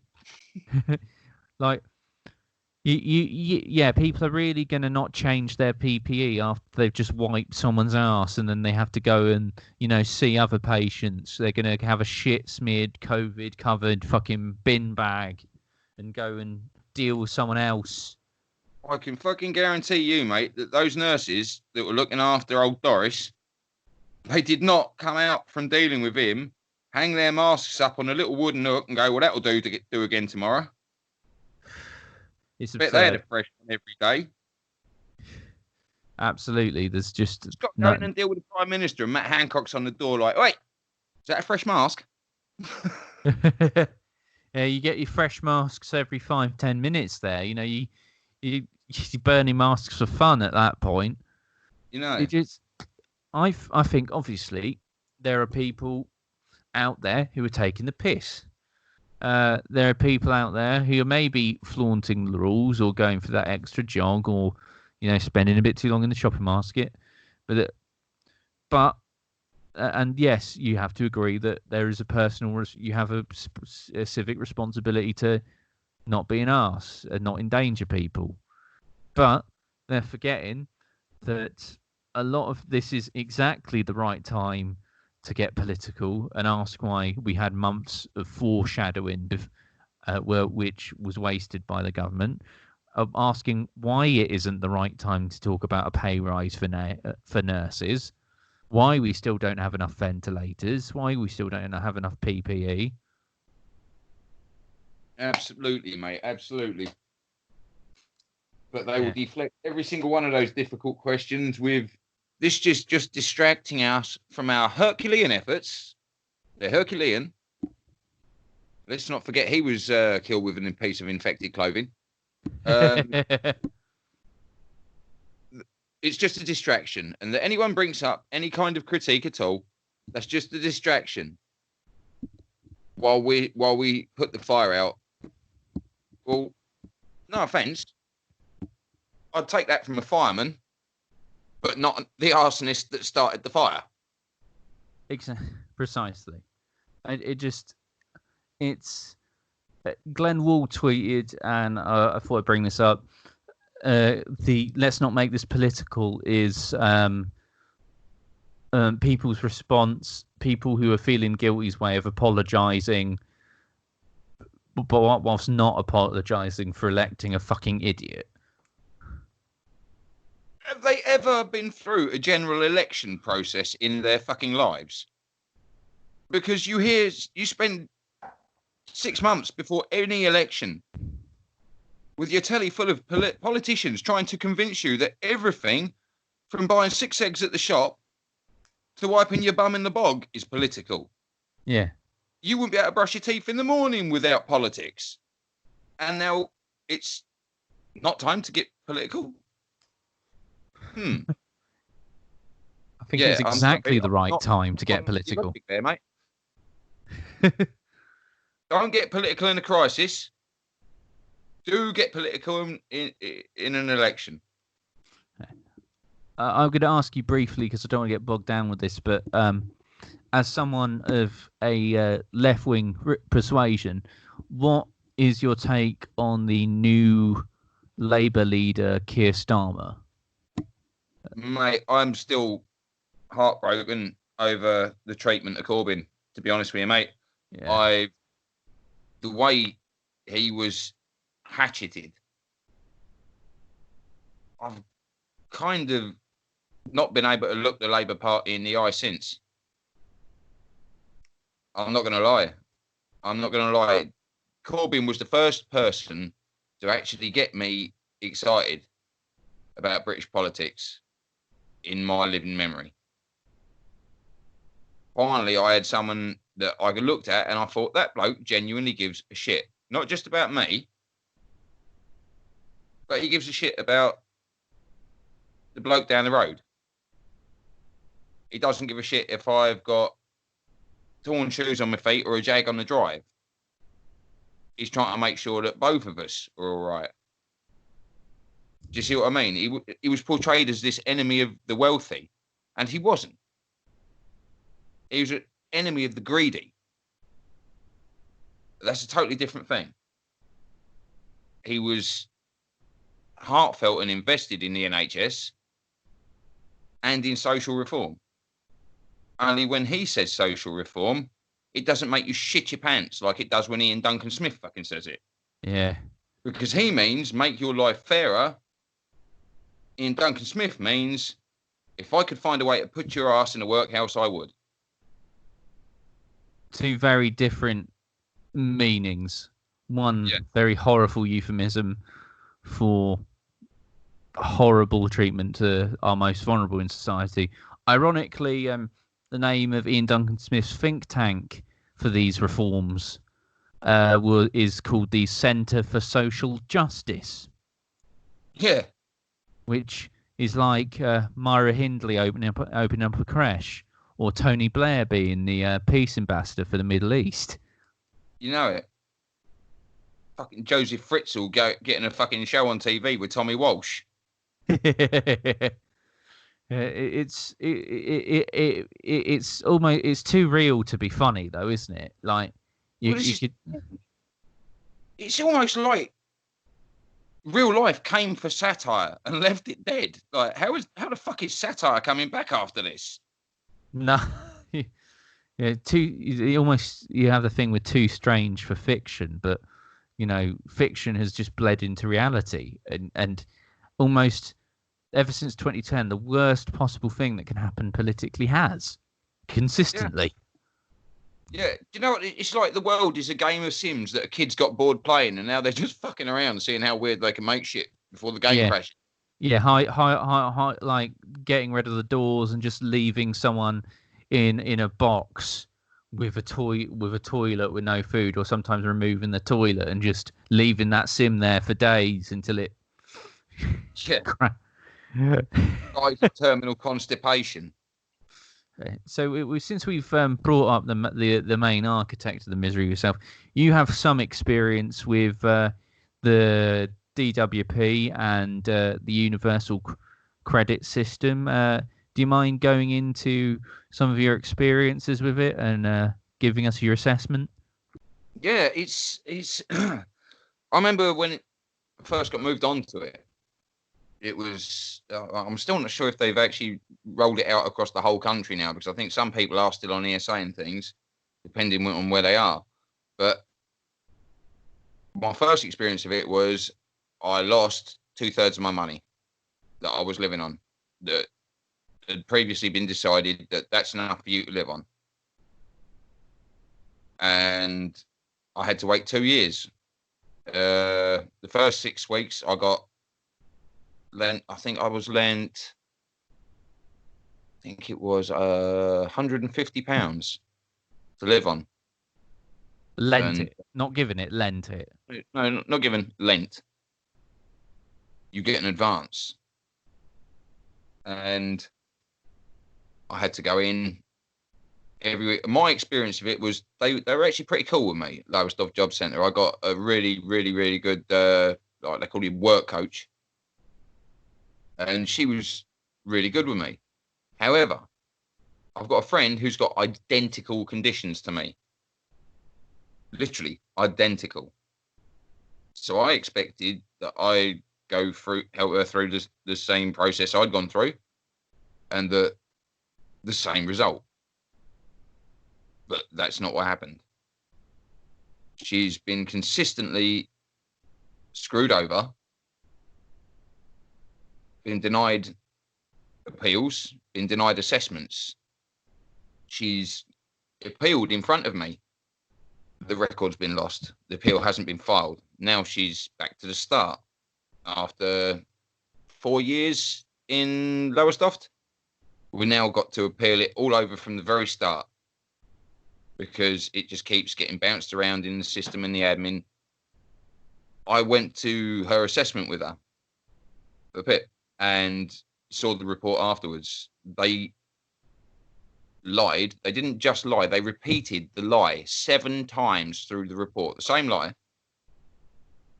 popping up in paragraphs it had no context in, just so they could shoehorn it in again, that she'd refused to do some test that they'd asked her to do. And like I say, I really don't give a shit about saying this and it being published, because I was actually there. I was an eyewitness. And if anyone from the DWP wants to call me a liar, they are more than welcome to. And I'll come and stand and tell anyone they like exactly the same thing. They lied. She completely complied with every request at the assessment. Came away. Nope. Was denied the information on how to appeal, to the point so that she didn't appeal in time and lost the right to appeal and the process that goes on after that. Then they did it to her again. And for the last 3 years, she's been denied hundreds of pounds a month that she should be on. We've just gotten her into a flat of her own that she's going to need to be on that money to maintain the flat. And now everything's shut down, but she's not going to be able to go to the local places, the mental health services, and get her evidence. Oh, and then I will get this little sneaky fuck you in for the DWP. Try not to send me a form through for my PIP a year early, 2 weeks after we go into a lockdown, and not expect to get called out on that, mate. That was naughty. So the PIP form a year early? Yeah, a year early, 2 weeks after we, literally, it came the week after the lockdown was announced. I get it a year early, but just conveniently enough, just after I can't actually go anywhere to get any of my evidence. So, yeah, that's what you're dealing with universal credit. They're just and the benefit system, the DWP in general. You'll meet nice people in the job centres that will try and help you, but it's like it's like trying to disguise an abattoir as a petting zoo. Do you see what I mean? Yeah. Yeah, you might see nice fluffy bunnies out the front, mate, but you really don't want to see what's going on in the back room. I remember it was I was one of the first people to lose my DLA when it was changed to PIP, and I finally got around to appealing it because my parents convinced me that there's no point after I lost it. And I went through the application, went to get assessed. In my first assessment, I'd scored something like 10 or not 9 or 10, not enough to get anything. But this one, I scored 0 on the assessment, 0 in terms of my needs. And so you're saying to me, I've not just in the 2 years since I last was assessed, haven't just gone from mild enough that I can cope to basically cured, is what they've said. Yeah, right? yeah. Have you been to Lord's recently? Yeah. Just like, you seemed fine at the meeting, so I'm not giving you fuck all. Yeah. And then conveniently everything shuts down, and now I can't really appeal it. So I'm gonna, when this all rehashes, I'm gonna have to just go back to the drawing board and then go through the appeals to get it. Because I know I haven't changed. I know I'm entitled to not the biggest grant, but some form of assistance. And invested grant is the way I always understood it was not how hard you're affected. It was, do you have this condition? Is it on our list? Right, that's a disability. If you have a disability, we've ticked that off the box. Now let's establish the severity of your disability to establish the rate that you should be on. Do you see what I mean? Yeah. And that was how it was. The disability was what qualified you for the benefit in the first place. Do you see what I mean? Like the severity was just a question of how much you were going to get after that. Yeah. And at the point, it stopped being about that, and it was about like, well, if you walked in with a fucking broken neck, they'd declare you fit for work and find you a job as a fucking scarecrow. Exactly. It's just designed to save as much as possible, but in fact, it's with all the assessments and appeals and. It's cost 3 times what it's saved. They actually released the figures. They tried to keep it real quiet, but freedom of information, the pressure groups went after it. Yeah, fighting all those appeals has actually cost 3 times what it ever saved, because the policy was turn everyone down the first time. The scroungers will think, well, that's a waste of time, and they'll piss off. But also, you'll discourage a lot of genuine people who'll think, well, that was a waste of time, and then that's money we don't have to pay out. The real ones, the tenacious ones, they'll take it to appeal. Well, if we have to pay them, we have to pay them. But they projected it and worked out that they'd save more on the bill than it would cost. And like I say, they didn't count on people like the Samaritans, the Citizens of Vice, all advising people, no, bullshit, that's fucked up, fight that. And they've spent so much time in court fighting this shit, 98% gets overturned in at the independent tribunal level. Literally 9 out of 10 people they've turned down end up getting it. Yeah, and at that one point, you can't even countenance it. You can't even consider it as, you know, being frugal and austere. It becomes very clear that it's malicious. Yeah, and the appeals process is an unfair one. They get 3 chances to turn you down before you get 1 chance to take it in front of someone who's nothing to do with the DWP. Yeah. And if you're telling me that's not to despirit, demobilize, and just fatigue someone whose only crime is trying to get the money they need to live, do you see what I mean? Because that whole process is going on while you're going without, while you're being stretched thin, like the last bit of butter on the last bit of bread. It's designed to make you think, do you know what? Sod it. I'm just driving myself insane chasing this. I'm just tormenting myself. I'm going to give up. It just grinds you down completely. So we've kind of realized it's inefficient, costly, immoral, and just dumb the way it's been reorganized. Yeah, you know, taking away. The job centre themselves told me that there were so many contradictions in Universal Credit, how it was rolled out. The benefit itself, it was like a flowchart that doesn't flow, and they had no idea how to implement it because it's like a set of instructions that's been deliberately misprinted. You get a certain way through the process and you hit a cul-de-sac, and then there's nowhere to go from there. So the job centre staff were as confused in how to implement it and what they could and what they couldn't do as the people sat on the other side of their desks, and they admitted it to you. They said it to my face. I have no idea what to do with this. And if you've got the people who are meant to be running the show don't know how to implement it, how are you meant to navigate it? So it's designed to be confusing as well and long-winded. Absolutely. It was. I have no doubt in my head, knowing what I know of Ian Duncan Smith, that it was designed to have the most brutal transition period possible because he was hoping for a number like the 130,000. A chance to wipe a big chunk off the numbers and just pass it off as unavoidable collateral damage as opposed to actual deliberate government policy. And social cleansing.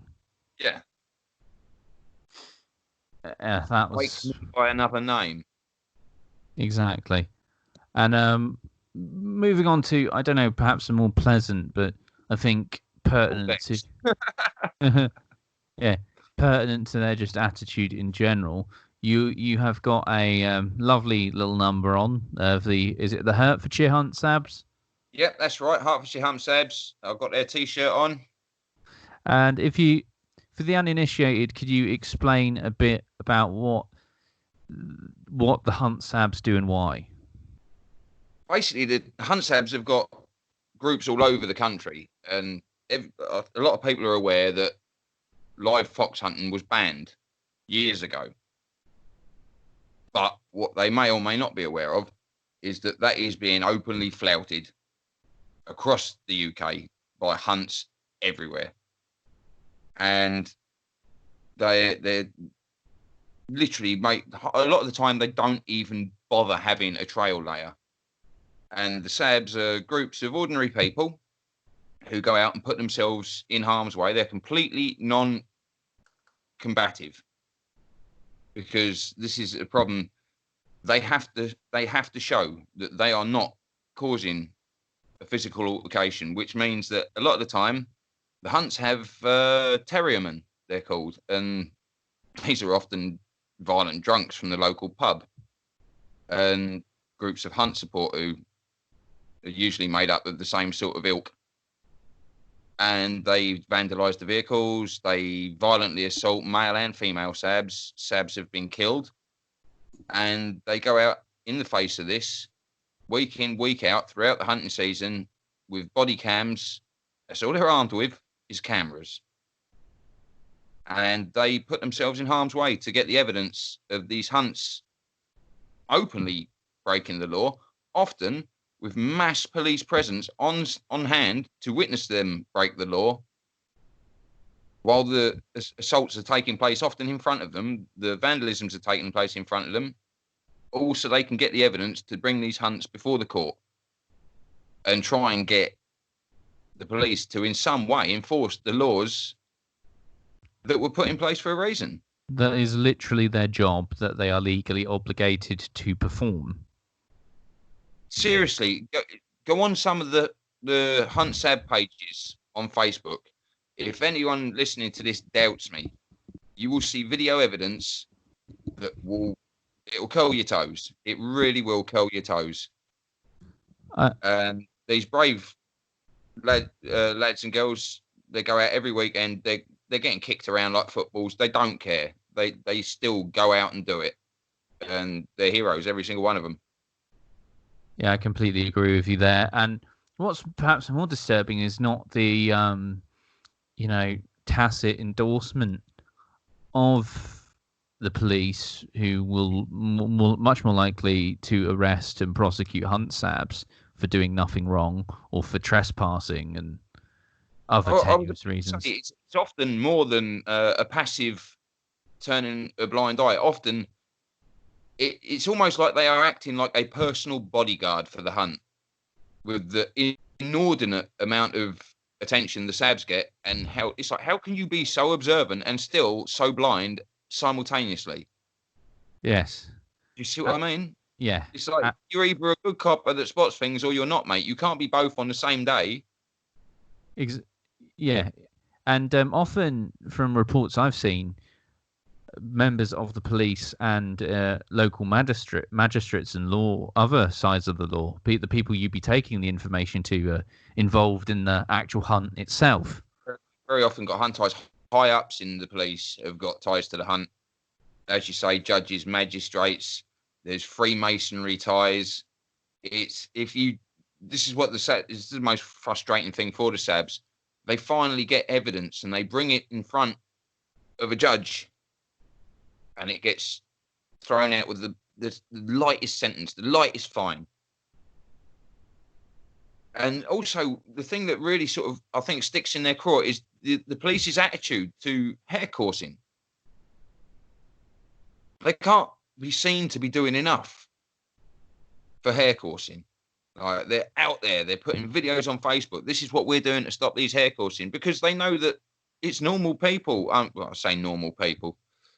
It's working class people generally who don't have the political connections and the law enforcement connections. And it's wildlife crime, and they'll enforce that because your working class lad can't afford to be a member of the hunt. So it's like, well, you are just trying to rub our noses in it. You've got a massive hard-on for wildlife crime when it's a few lads and their lurchers in the back of an untaxed Land Rover. But stick them on top of £10,000 worth of 15-hand horse, and all of a sudden you can't see them. They're invisible, yeah? Well, people often reference a tiered justice system with the prospect of an equitable result often is intimately tied to your class and social standing.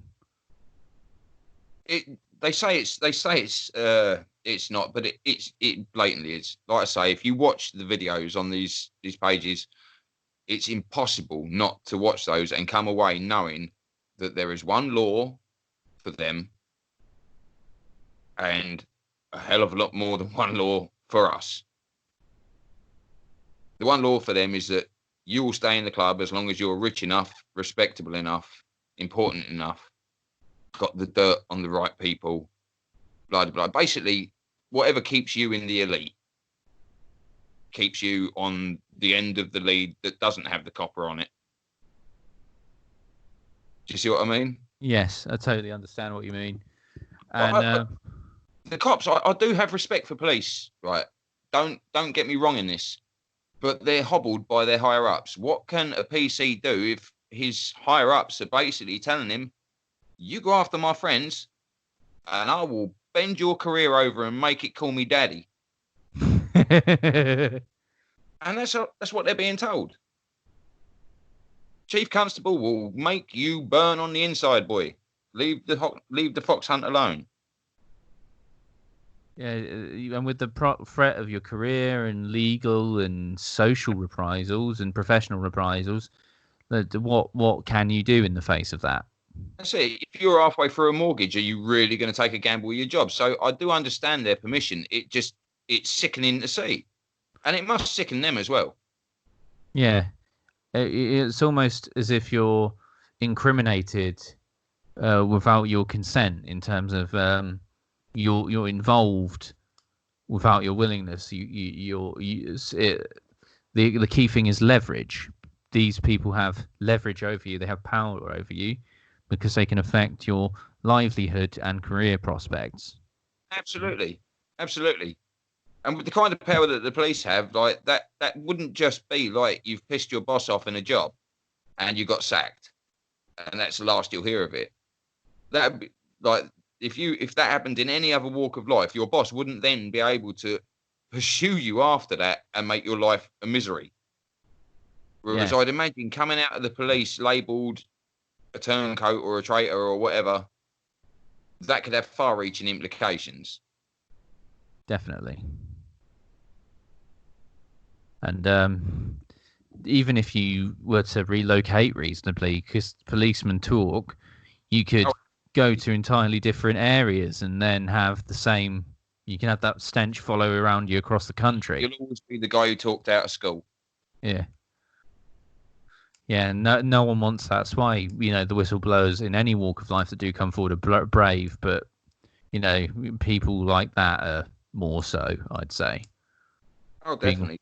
But we need more of them. We do need more of them, because until people with the credibility of the police officers will stand there and go in front of the system and basically prosecute it with the tenacity that is needed, it's just not. It's not going away. They're just we're going to leave a loophole that they are literally riding a pack of horses and a pack of bleeding dogs through every weekend. And a lot of people do make the argument, it does create jobs in those communities and it's a tradition.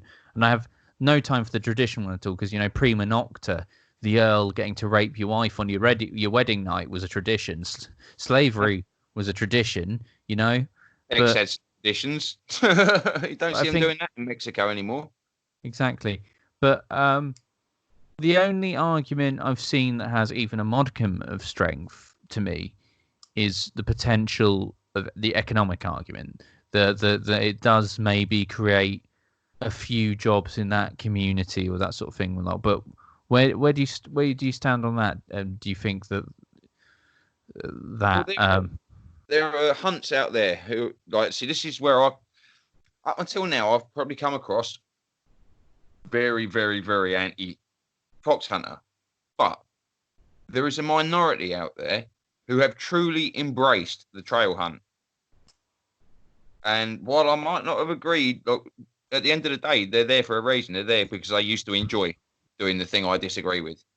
However, they have embraced the change. They have found a way of training their dogs to chase something which isn't fucking fox urine. You're going to drag fox urine trail and then go, oh shit, they found a real fox. Who could have predicted that? They've trained their entire pack of hounds to chase something that smells nothing like fox. They still get the thrill of the hunt, but they're chasing a bloke in tweed on a bleeding quad bike. There's no killing involved. There's no rampaging hounds crashing across people's gardens and killing pets in front of children. They don't hunt near main roads and cause traffic accidents. Because why would you lay a trail across a main road? You wouldn't. No. So all this bullshit with the hounds spilling into main roads, hunting across graveyards, killing cats, chasing pregnant alpacas off of people's lands. It doesn't happen with these hunts because they're nowhere near those places, because they are genuinely there to chase a trail. That only happens with illegal hunting. Yeah. So what would be the difference between these illegal fox hunting and a trail? Like what is a trail hunt? You've trained the hounds onto a scent. That's the only requisite. It doesn't have to be the scent of an animal. Dogs are trained. It could be the smell. It could be fresh creosote. It's anything you want it to be. That's the point. You choose the stimulus. You just train the dog to recognize that that's the stimulus. And then you literally get a guy to lay a trail that will last for about 3 or 4 hours across the countryside, well away from main roads, well away from people's property, well away from people's livestock.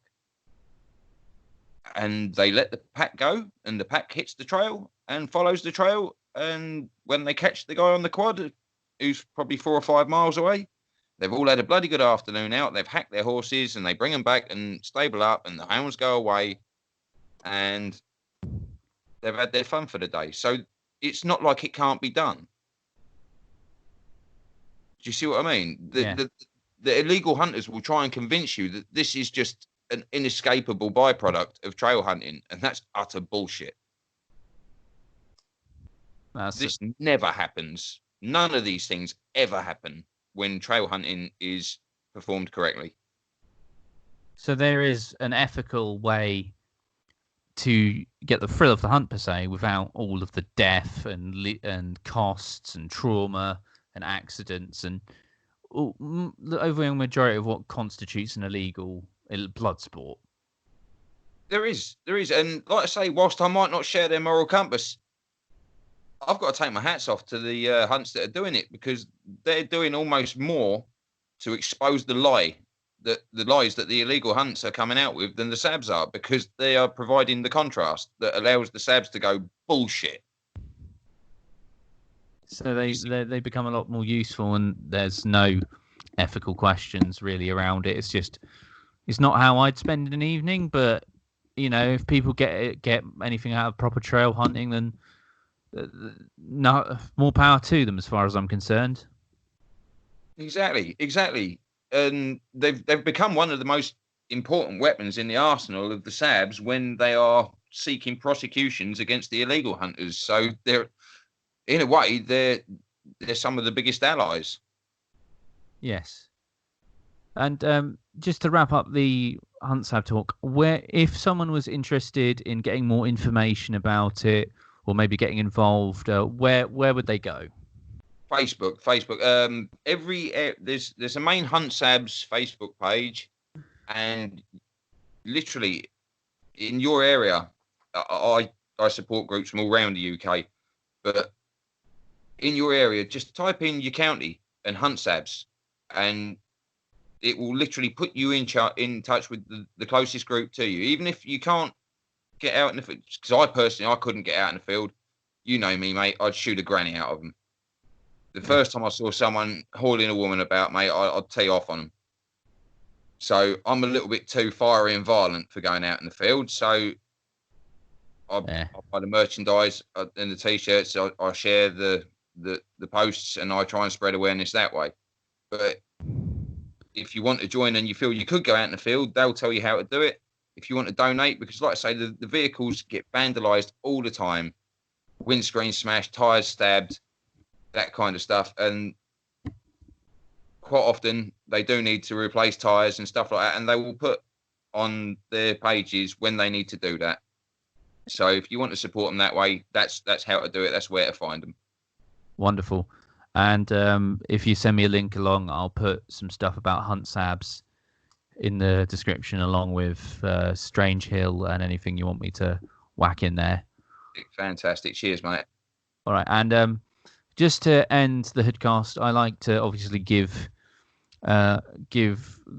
my guests the last word, because this show, even though I've inelegantly plastered my surname into the title like a unsubtle tramp stamp, it isn't about me.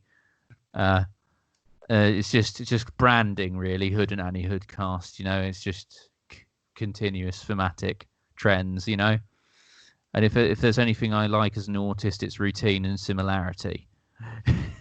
But I just wanted to do a segment with you called Story Time, where you can end on any story. It can be weird, surreal, crazy, sad, happy, whatever you want to share with the Hoodcast audience. I just wanted to give you that last word. So, are you ready for that, Clayton? Okay, yeah, go for it. Right. Oh, what should I tell you about? I'll tell you about the one and only concert I ever went to. I've only ever been. I'm not usually good with big crowds, and as such, I'd never been to see a band. I think I've told you this story before, Aaron, but I'll share it here. I went to see Motorhead at the Cambridge Corn Exchange with some friends, and it would have been about February, probably 97, 98. And I got in there, and I got a bit carried away. Everyone was throwing things on stage, and the only thing I had was my Metallica t-shirt. So I ripped it off in a fit of enthusiasm, bundled it up, and I threw it on stage where it hung off the head of Lemmy's bass. And he couldn't get it off. No matter how much he did wiggle his bass backwards and forwards, looking like a bit of a tit while he did it. And I could see that my rock god was getting really pissed off with me. He didn't know. He couldn't have pointed me out in the crowd. But it's not a good feeling to know that a rock god that you've been really excited to come and see is up there thinking, what a prick about you. So eventually the concert's over, and it wasn't until then that it dawned on me it's February. All I had was that t-shirt. I'm now topless. Didn't think that one through. And as we were filing out, there was like a door, and I could see people were going through this door backstage. And I thought, I've got to try and get the shirt back. So I did. I was like, look, mate, I'm the one that threw the t-shirt. Is there any chance someone could grab it for me and get it back? And I was promptly invited to do something nasty to myself and by myself. And that's when I realised that it was only fit women getting through that door. So I tried to talk one of them into it. I said, look, I don't even give a shit if it's my shirt. Just get me something to cover my nips. Like, I'm sure you can identify with that. No, none of the women are up for it. So I thought, shit. I'm just going to have to try and get back to the van as quick as I can. Now, there's many places to get a burger in Cambridge of an evening, and all of them are indoors, and most of them are quite warm. But the bastards I went to the concert with wanted to go to the only outdoor burger stall in Cambridge, and apparently so did half of Cambridgeshire, because they were already there before we got there, which meant we were about 3/4 of an hour getting everyone's burgers, and by the time we got back to the van, I looked like a fucking Smurf.